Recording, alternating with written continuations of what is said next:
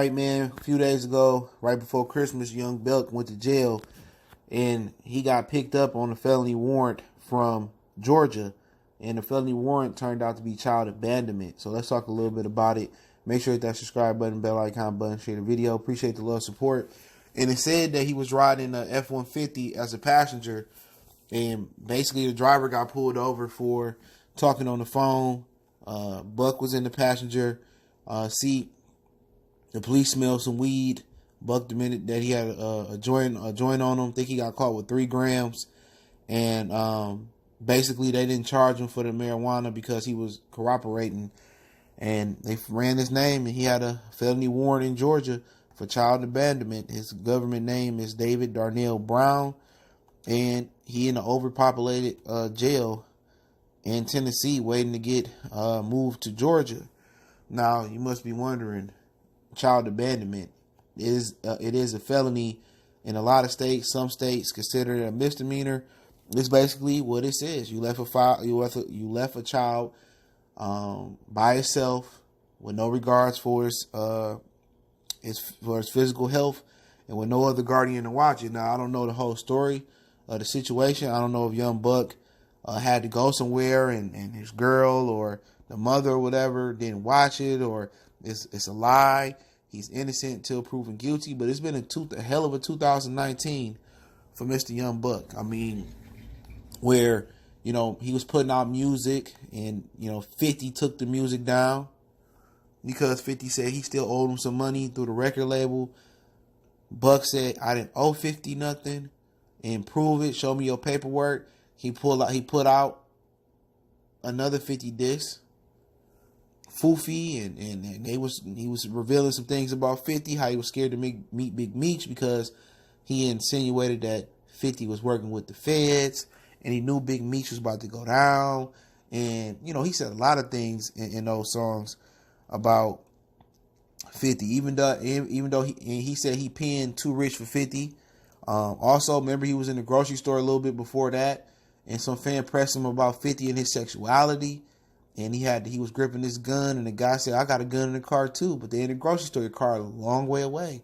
Then 50, in between all that, was talking about his sexuality and the whole little transgender, tranny he was messing with, and the whole story. So it was a lot of ups and downs for young Buck. But one thing I can say is Buck still he still got bars. That stuff, them dishes he was dropping about 50, Foofy and all of that, he still can rap. And he came out and he was just going at 50 for not letting 50 release music. He had basically dropped another album about a month or two ago, and basically tagged Jay Prince in it, like Jay Prince. He was riding with him. He was going to give him protection from 50. 50 took the album down again. So, like I said, it's been an up and down year for Buck. And like I said, people will be laughing at 50, trying to tear everybody down. That's a hater. You know what I'm saying? He go at Oprah and say, Oprah, why you attacking black men with Russell Simmons? But you made a career out of attacking Ja Rule because Ja Rule was hot in the streets in New York. Ja Rule was on. And you was jealous because Ja Rule didn't put you on. He didn't even know who you was. You made a career. 50 made a career out of tearing people careers apart. Or just tearing black people down. The girl on this show talking about her edges. You know what I'm saying? Moneybag L talking about Megan Thee Stallion, calling her B-I-T-C-H, I think he called her. So 50 tore down more black men than Oprah did, or just about the same. He just did it in a different way. But for Buck, like I said, man, they get you on some crazy stuff. And I think it was a rapist or serial killer going around. I think it was New York back in the day, and they end up catching him because of broken tail light.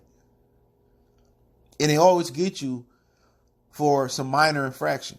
His boy was talking on the phone. He probably was in a modern F-150. Why you just didn't hook it up to the Bluetooth? But at the end of the day, eventually you running for warrants. Eventually it's going to catch up. And had he not had the marijuana on him, it wouldn't. He wouldn't even be in this position he is. So he ate dinner in a Tennessee jail, and he's still waiting to get moved to Georgia. For this child abandonment charge. And the kicker about it is, he ain't scheduled to see a judge until May. And it's with no bond, probably because it's a felony in Georgia.